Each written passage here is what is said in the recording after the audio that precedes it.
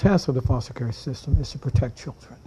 There are hundreds of thousands of children that have been separated by court from families because of abuse and neglect.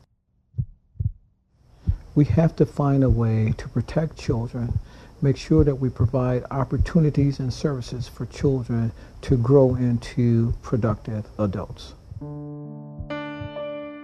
Lynasia's family situation was never very stable. Dad was never really in the picture, but her mom really struggled with substance abuse. I raised myself. During the time my mother wasn't there for me, my brothers and sisters wasn't there for me, I raised myself. Her mother was not able to care for her, so she actually moved in with her maternal grandparents. She was raising all my mom's kids plus her kids, so I know it was kind of hard on her. So she moved from there to another relative's home. I was molested by my auntie's husband. And that came to the attention of the state, and then the rest is Lynasia's history and care. I moved from my aunt's house to Mary Grove Overnight Protection Home for like a week, and from there I moved to Mary Hall Emergency Shelter for 14 days. And then from there I moved to a foster home, but it just didn't work out there. The biggest challenge for a child, I believe, is when a child cannot get stability.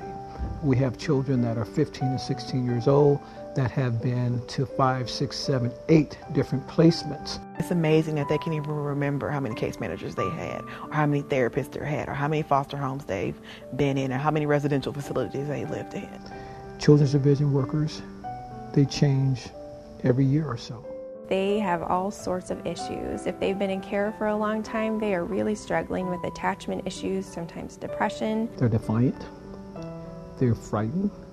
They don't trust anyone. During that time, I was like real depressed. I was in and out of the hospital for suicidal attempts. Kids can go years without getting adequate therapy. They have IEPs in place at school or not that don't address their needs, so they're just matriculating without actually learning anything, which gets them nowhere. To have an advocate, to have one person who is there to have watched all that with them and to see all their history, you know, it's something that they need that. That just was not happening for a couple of years before we got the case. My job as an advocate is to make sure that their voice is heard. Listening to kids is so much a part of what our job is. It's unlike what anyone else's job is. I really do focus on helping the child understand that this is their life and that we're just here to provide support. What's going on? What can we do? What can we do to make your situation better?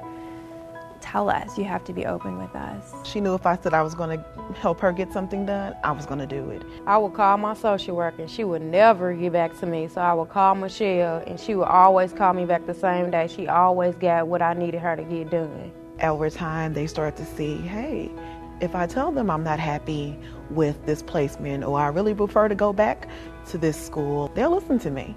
She was a counselor, she was an advisor, she was a teacher, she was maybe even a mother. She was a lot. That was where she finally felt some structure and some support that had been missing in her life. I just got to the point where I knew I could make something of myself. I was the type of person who thought, well, maybe college wasn't for me. Maybe I just need to get through high school and I'll be all right. We had a lot of conversations about that, about school and what she wanted to do and where her life was going. When Michelle asked me the question, what was next, that question was just always in my head. I just thought, what do I want to do? I don't want to just be a bump on a log sitting on the couch all day. I can make something of myself. I can do something. She was trying to take control of her life in the way she wanted to take control of it. And you realize you can't get too far with just a high school diploma. She wanted to go to college. I'm like, that's what you want to do? We're going to get you there. Michelle realized pretty quickly that there was nothing being done to address the ACT issue. She had taken the exam and not gotten a good score. We presented it to the judge in a hearing, and he ordered that she get ACT prep courses. I do want our children to be able to be a part of the community as much as they can be. And so being a part of the community is being a normal and regular student. And in my household, normal and regular students take ACT prep courses. I remember the day she came to court and she shared with the judge that she was pregnant. And his response was very father-like. I went off. I went off. She was able to accept that without getting mad, without getting the attitude.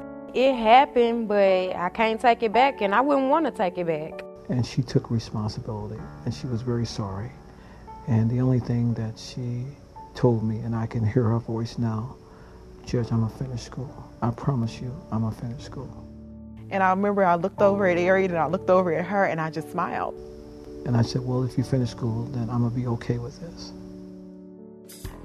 I know some people don't succeed coming out of state care, and look at me, and it's a great success. I'm a great success, so they have helped me a lot. Final issue I think that we really had to deal with was her release from custody when she turned 21, and making sure she had everything in place so that she was going to have a safe home for herself and for her son, and that she had all the benefits that she's entitled to by virtue of having been in foster care. She said she wants to be a social worker too, and so I think she's going to be a phenomenal social worker because she understands with the kids that she's going to work with. She understands what they're going through.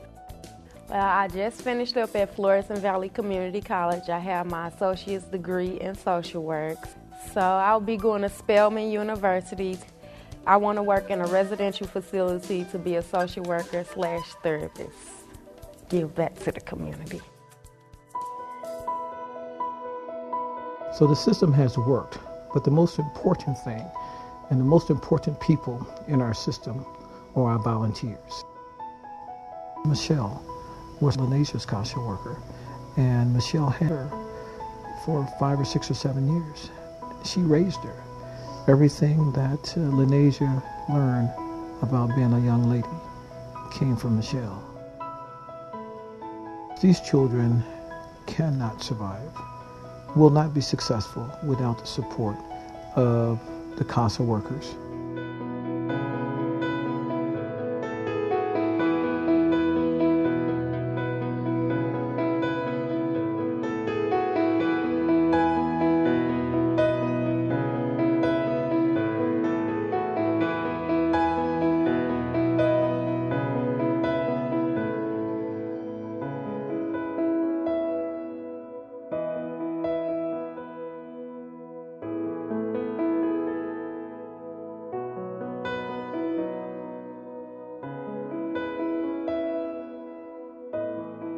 Be the voice of a child.